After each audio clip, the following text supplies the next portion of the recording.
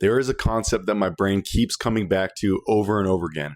And I think the reason I keep coming back to it is because it contains something true.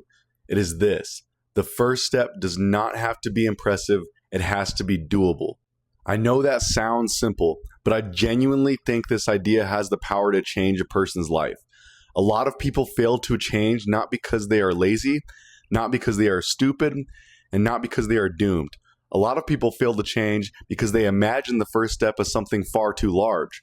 Throughout this video, I'm going to use fitness as the primary example because this is ultimately a fitness channel, but I think this concept applies to almost every domain of life, or at least potentially. I'm not too sure about that yet, but just follow with me, all right? Someone might imagine the first step of getting in shape as joining a gym, following a perfect program, meal prepping, tracking calories, fixing their sleep schedule, getting their water in, hitting their protein goals, and changing their entire life overnight.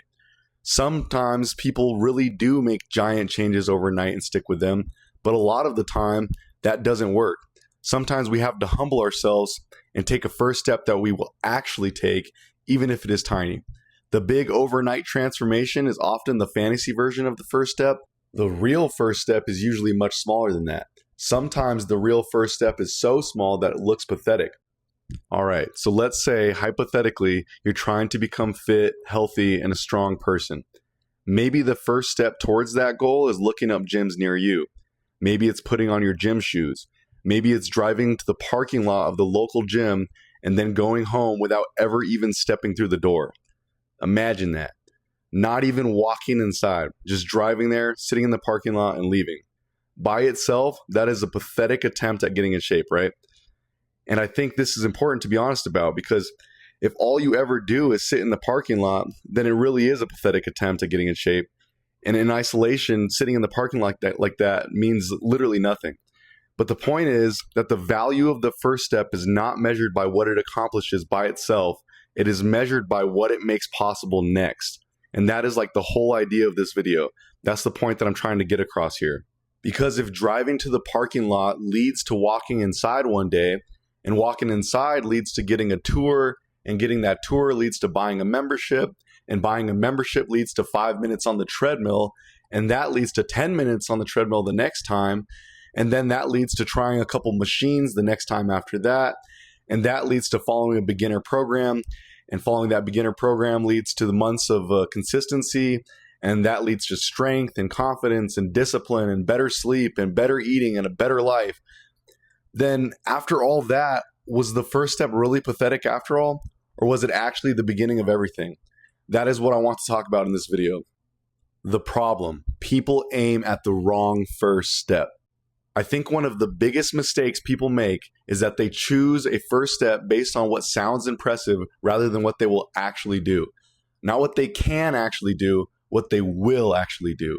This is sometimes a massive difference. There are all kinds of first steps that a person could take, but the better question is, what is the biggest step you will actually take?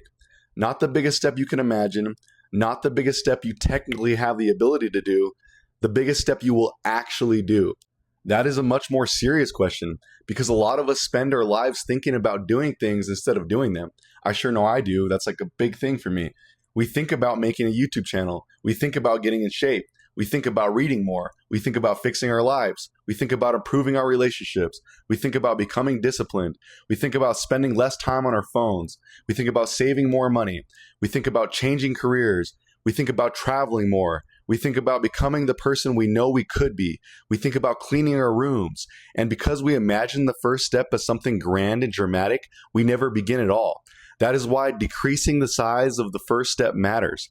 Not because small steps are glamorous, not because small steps are enough forever, but because a step that actually happens is infinitely more useful than a perfect step that never occurs. Jordan Peterson's point. I'm going to give you a little bit of backstory here. Part of why I keep coming back to this concept is because it reminds me of something I've heard Jordan Peterson talk about.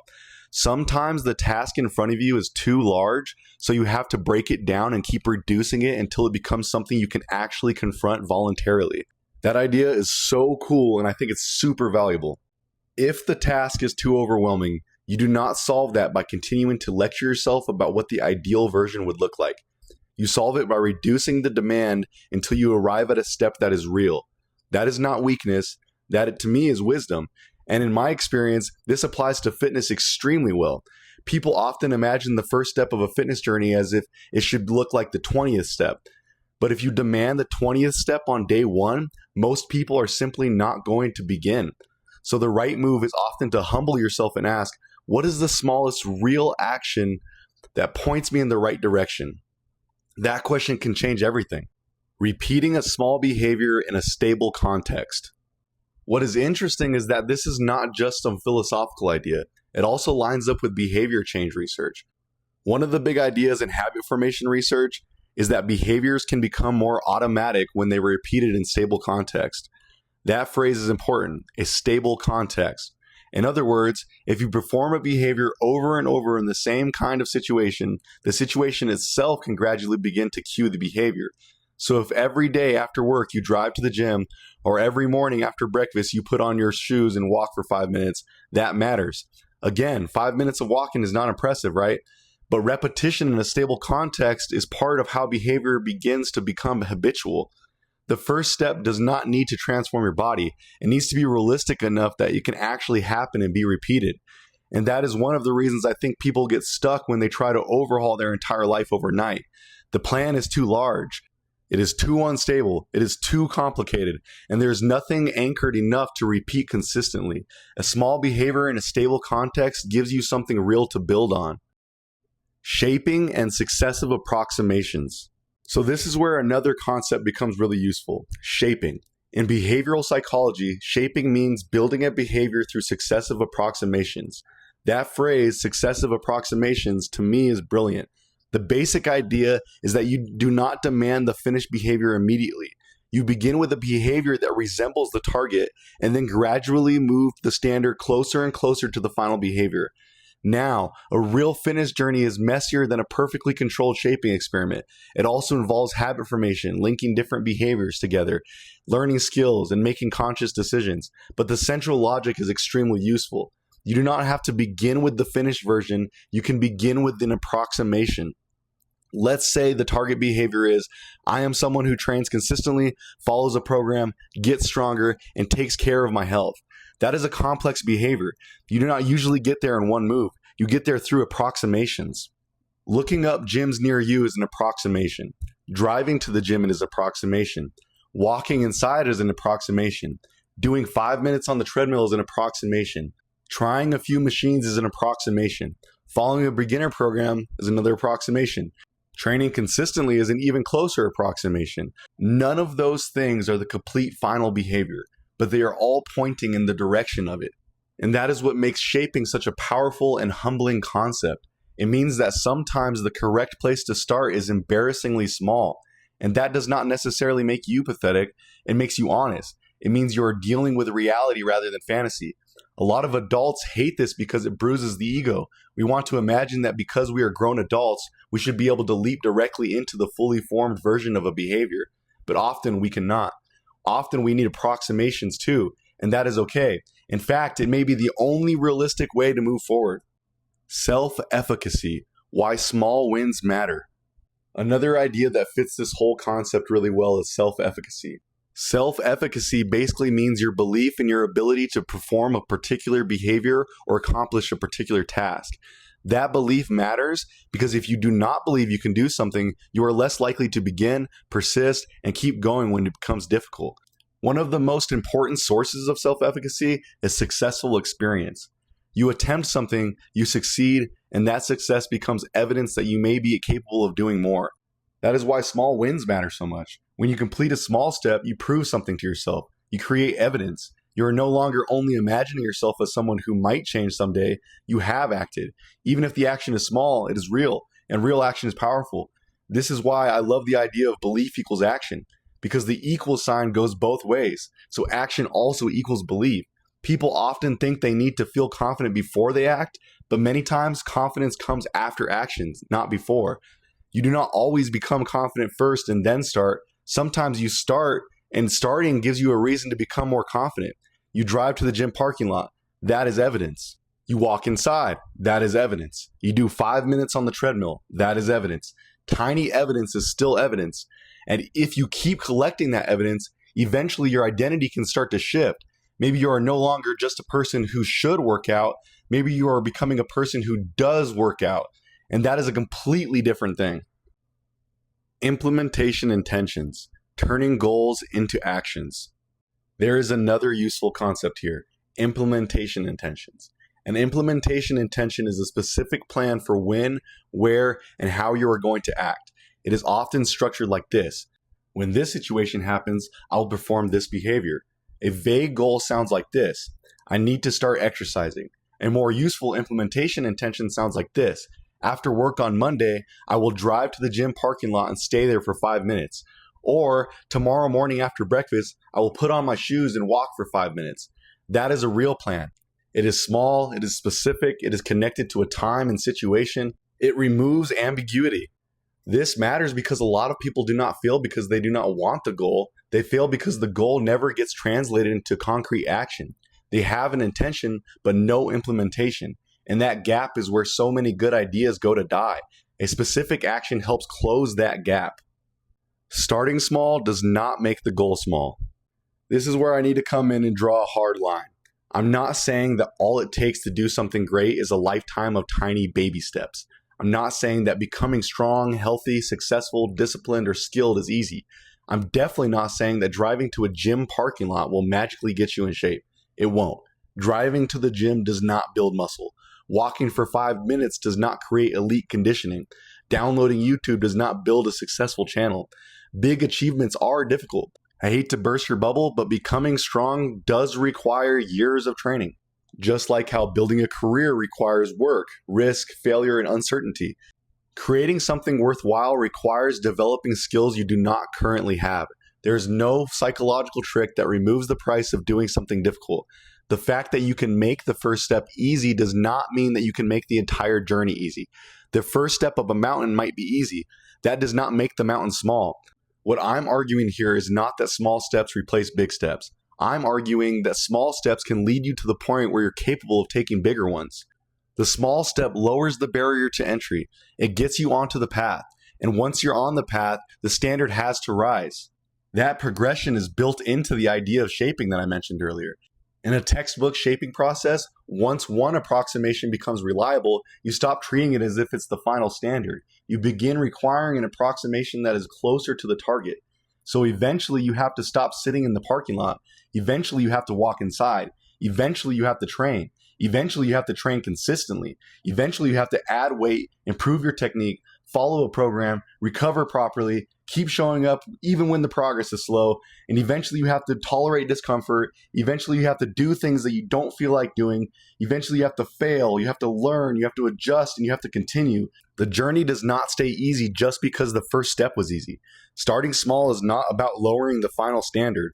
It is about lowering the initial barrier so you can begin developing the ability to meet that standard. You might have to begin beneath your pride, but you don't have to stay there. The first step is not the destination, it is the entrance. So tiny steps are not enough to accomplish something great, but sometimes a tiny step is how you become the person capable of doing the difficult things that greatness eventually demands. Small steps do not replace big steps, they're how you reach them. I'm going to give like a little bit of a personal example here, and for me that is YouTube. YouTube is like something that I've always wanted to do, I've always thought would be cool, and it's for some reason has been such a hard thing for me to actually start. And even once I have started, it's like a hard thing for me to keep going because there's a lot of like self-doubt, and I don't even know what all goes into why I can't do this very well. So imagine this. A person might imagine that the first step to starting a channel is making an incredible video that goes viral. But that is not realistic for most people, and it certainly wasn't realistic for me. So what happens? They never start.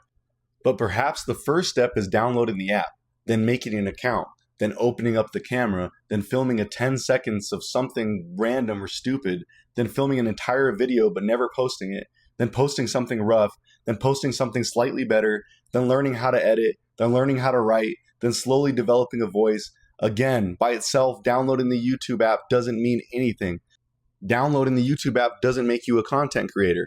But if downloading the app leads to making an account, then making an account leads to filming a clip, and filming that clip leads to posting something rough, and that leads to posting something a little better, and that leads to learning how to edit, and that eventually leads to having a real channel, then once again, the tiny initial step maybe wasn't so tiny after all. Progress compounds. So I don't know if progress is like literally exponential in some strict mathematical sense, but I do think it compounds somehow. One step makes the next step easier. One success makes the next success a little bit more believable. One habit creates the condition for another habit. One skill gives you the ability to develop another skill.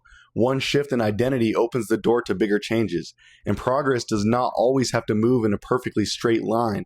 It's never really linear. One step can lead into another step, which connects to another change, which branches out into several other areas of your life. Maybe training leads to better sleep. Better sleep gives you more energy. More energy helps you work better. Training introduces you to new friends. Your new friends expose you to new opportunities. Getting stronger changes the way you see yourself. Seeing yourself differently changes what you're willing to attempt. The progression can begin to spread out like the branches of a tree. So no, the first step usually does not look impressive, but it can carry an absurd amount of hidden potential. That is why I think it's a mistake to judge the first step in isolation. The first step is connected to every step that follows. And if it truly begins a process of change, then it may be one of the most important steps of all of them. So here are my final thoughts. If there is one thing I want people to take away from this video, it is make the first step doable. Not glamorous, not heroic, not optimized, doable. If you are having trouble beginning a journey toward a goal, shrink the first step. If you still are not starting, shrink it again. Shrink it until it becomes something you will actually do. It can be tiny, it can be humble, it can even be kind of pathetic. But if it is real, if you actually do it, and if it leads to the next step and then the next one after it, it may end up changing far more than you ever expected. The value of the first step is not measured by what it accomplishes by itself. It is measured by what it makes possible next. And that, to me, is one of the most hopeful ideas there is. And I gotta be honest, I know I'm still learning this whole YouTube thing. I genuinely appreciate everyone who watches and subscribes and is willing to bear with me through the process. I still have a long way to go, but these videos are my own successive approximations.